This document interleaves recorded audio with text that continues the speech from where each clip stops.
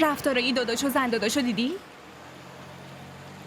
تو چرا همیشه به رفتاری اونا دقت میکنی؟ وقتی ببینم خب دقت میکنم دیگه.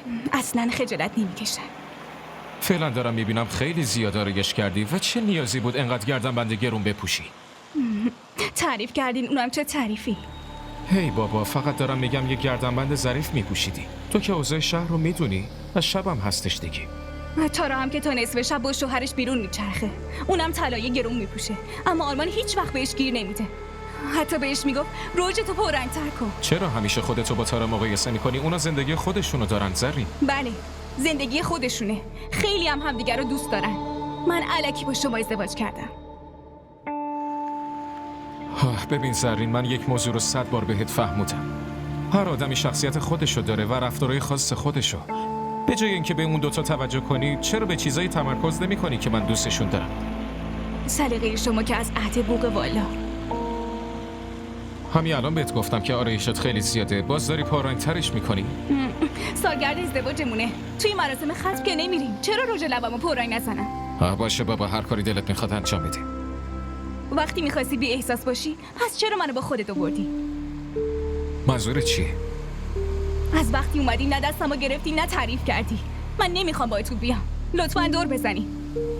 باشه، من معذرت میخوام، لطفاً اعصابتو خورد نکن. بهت قول میدم دیگه هیچی نمیگم. آخه چرا هیچی نمیگی؟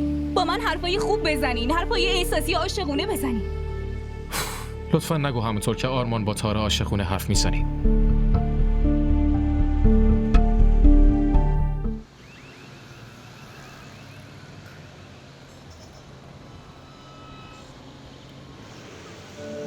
خیلی دیر شده. لطفاً یه چیزی انتخاب کن دیگه. همشون طرحهای قدیمی هستن. هیچ کدوم خوشم نمیاد. پس خودت بگو که چه جوری میخوای. همون خانم اینو ببینید.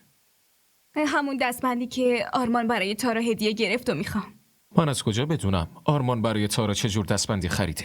مگه شما ندیدین؟ همونی که دستش انداخته بود. خانم عزیزم، من به خانمای دیگه دقت نمی‌کنم. الان عکسشو نشون میدم. الان برای چی باید عکس تارا رو ببینم؟ ای بابا، عکس تارا نه، عکس دستبندی. باشه ببینم.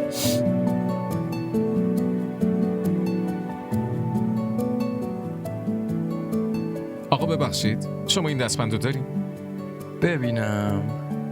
بله. پس لطفاً این دستبند رو بهشون نشون بدین.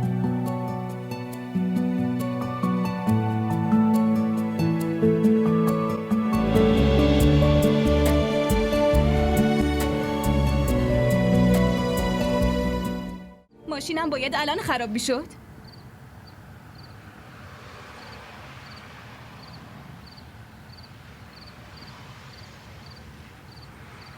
چی شده آقا؟ ماشینتون خراب شده؟ نمیدونم، یهویی خاموش شده وایستاد. الان خیلی سریع درستش میکنم. نه ممنون، شما ولش کنین، لباستون کثیف میشه، من خودم میبینم. نه اشکال نداره، من خودم مکانیکی دارم. ببینین چطور ماشینتون رو درست میکنم. خیلی ازتون ممنونم آقا.